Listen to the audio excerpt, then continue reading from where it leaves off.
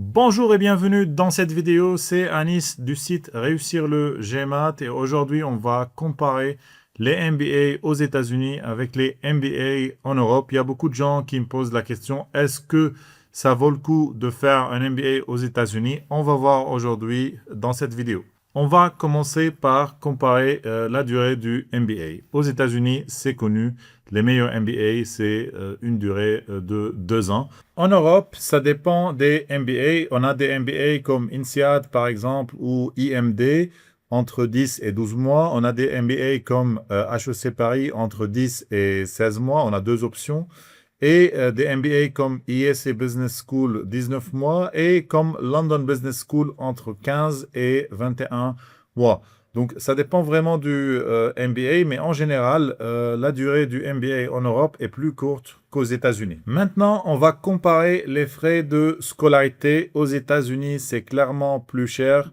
Il faut compter pour un MBA aux États-Unis entre 160 000 et 180 000 dollars. En Europe, il faut compter entre 110 000 et 120 000 dollars américains, sauf pour la London Business School où c'est beaucoup plus cher, c'est un peu comparable à un MBA aux États-Unis. Concernant le coût de la vie aux États-Unis, c'est beaucoup plus cher, surtout avec des villes comme New York, San Francisco et Boston.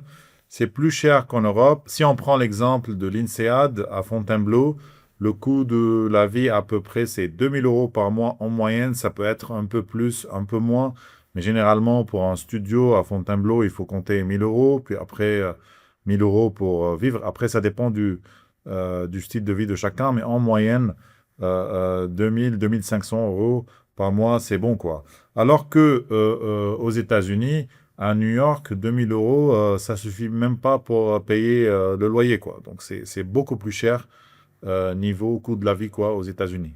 Maintenant, on va parler d'un facteur très important que beaucoup de gens négligent et c'est le coût d'opportunité. Aux États-Unis, vous allez faire un MBA de 2 ans. Donc, vous allez perdre 2 ans de salaire.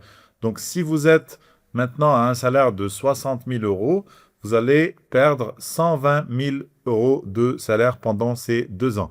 Par contre, si vous faites un MBA en Europe plus court, vous allez perdre moins d'argent. Par exemple, si vous faites un MBA de 12 mois, au lieu de perdre 120 000 euros, donc 2 ans de salaire, vous allez perdre seulement 60 000 euros, un salaire d'une année. Et ça, c'est très important quand vous faites vos calculs de combien ça va vous coûter le MBA. Là, on va comparer les salaires. Les salaires après un MBA aux États-Unis sont clairement plus élevés avec des packages entre 160 000 et 220 000 en moyenne.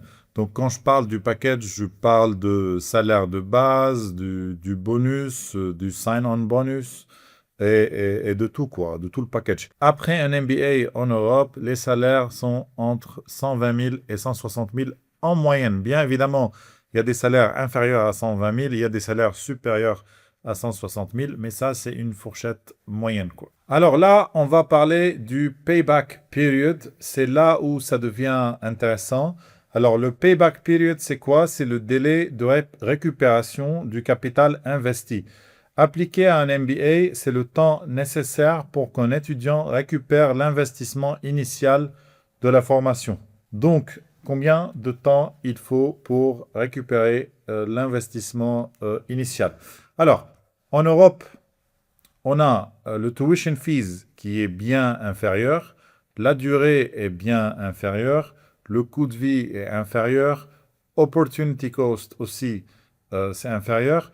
Ok, niveau salaire, c'est aussi inférieur, mais si on prend en compte tout ça, payback period en Europe, c'est plus intéressant. Donc, on peut récupérer notre investissement en moins de temps. Donc, en Europe, on a besoin de entre 2 et 4 ans. Aux États-Unis, le payback period est plus important, c'est entre 4 et 7 ans. Et là, on va parler sur legacy et prestige. Aux États-Unis, c'est bien plus prestigieux qu'en Europe. Ça, c'est clair et net. Quand vous faites un MBA à Harvard, à Stanford, à Wharton, c'est respect instantané, quoi. Donc, c'est très bien reconnu partout dans le monde. C'est hyper prestigieux, quoi. En Europe, c'est aussi prestigieux des MBA comme INSEAD, London Business School et autres. C'est prestigieux, mais c'est moins prestigieux que les MBA aux États-Unis, surtout les top 10. Donc maintenant, la question qui se pose, est-ce que ça vaut le coup de faire un MBA aux États-Unis?